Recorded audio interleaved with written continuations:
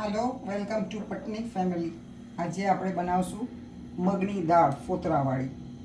एना माटे जोशे कांदा, टमेटा, अदरक मिर्ची पेस्ट, लीमड़ो, लींबू, बाकी राई, जीरु, लविंग, मरचू, हळदर, काश्मीरी मरचू, हींग और गरम मसालो ने कसूरी मेथी, धाणिया। तो આપણે હવે દાળને ધોઈ લઈએ જ્યાં સુધી ચોખ્ખું પાણી નીકળે ત્યાં સુધી। હવે એને બાફવા મૂકી દઈએ મગની દાળને। એમાં નાખશું થોડીક હળદર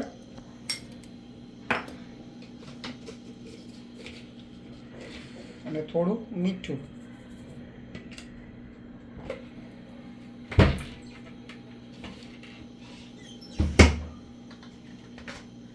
थोड़ू तेल।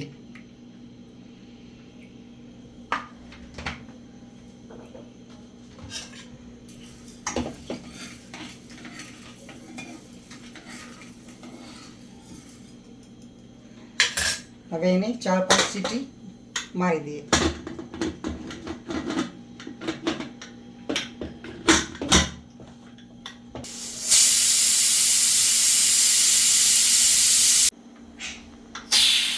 હવે આપણે જોઈએ આપણી દાળ બફાઈ ગઈ છે।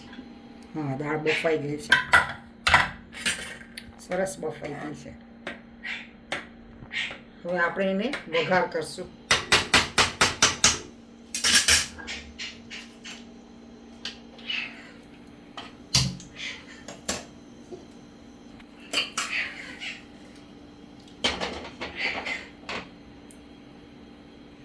એમાં નાખશું આપણે ઘી। આપણે દાળ ઘીમાં બનાવશું।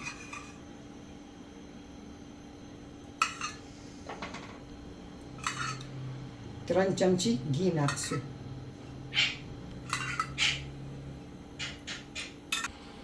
હવે નાખશું એમાં દાળ, રાઈ। હવે નાખશું રાઈ। રાઈને તતડવા દઈએ।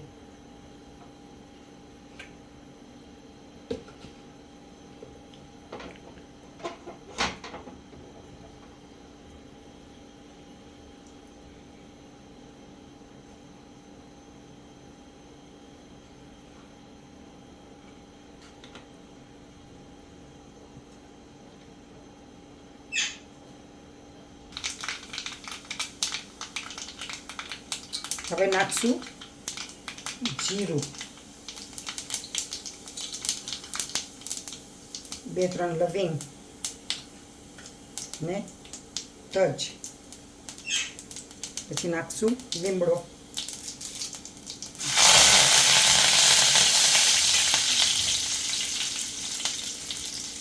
હવે નાખશું કાંદા। આ લીલા કાંદા છે, સૂકા કાંદા પણ નખાય તમે નાખતા હોય તો।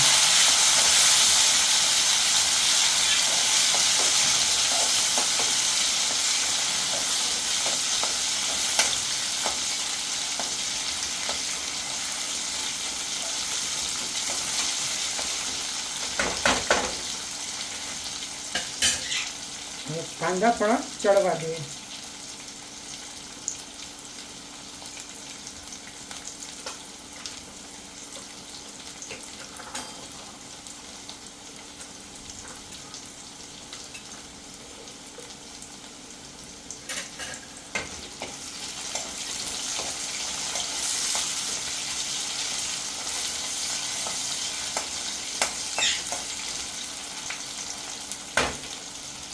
હવે નાખશું ટમેટા।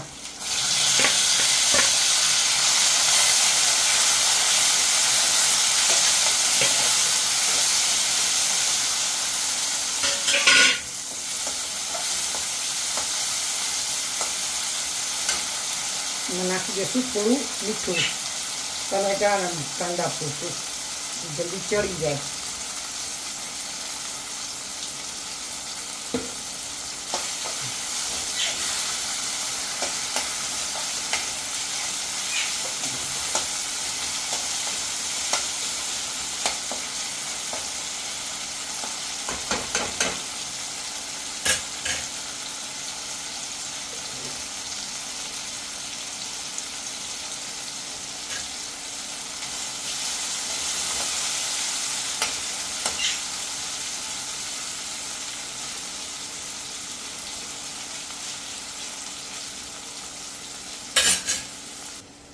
હવે નાખશું થોડી આદુ મરચાંની પેસ્ટ, 1 ચમચી.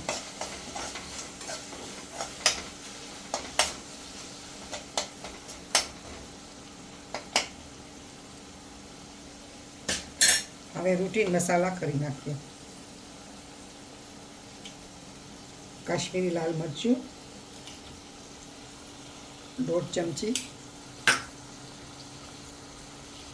અડધી ચમચી તીખું મરચું, કારણ અંદર મરચાંની પેસ્ટ નાખી છે એટલે.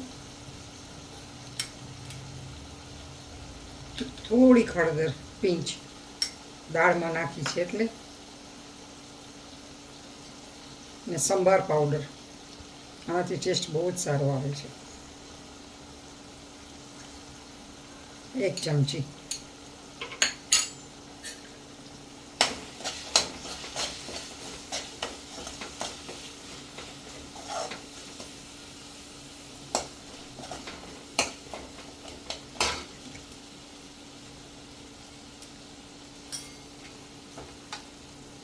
હિંગ નાખવાનું ભૂલાઈ ગયું હતું તો વચ્ચે થોડી હિંગ નાખી દઉં છું.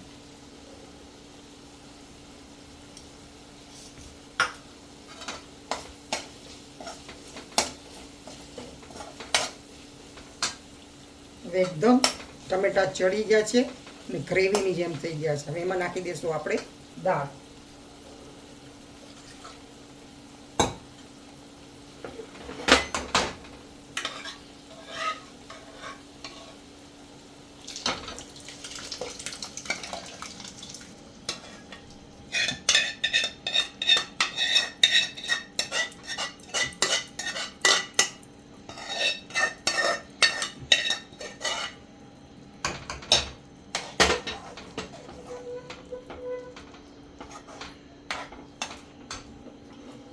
હવે કુકરમાં થોડું પાણી નાખીને દાળમાં નાખી દઈશું, વેસ્ટેજ ન જવું જોઈએ. હવે દાળમાં થોડું પાણી નાખી દઈએ. કુકરમાં જે દાળ બાકી હતી ને એમાં પાણી નાખીને દાળમાં નાખી દઈએ.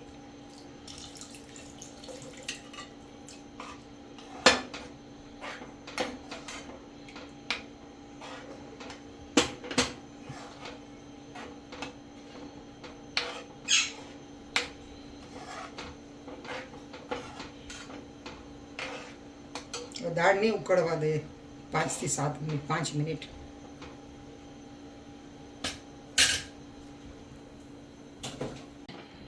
દાળ થઈ ગઈ છે. એમાં ઉપરથી નાખશું કસૂરી મેથી.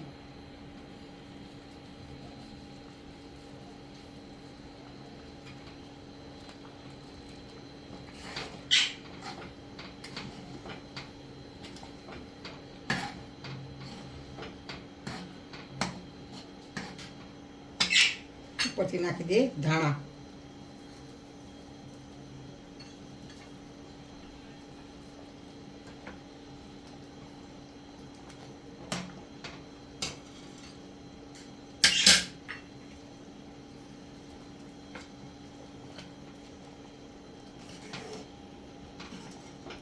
તો દાળ તૈયાર છે.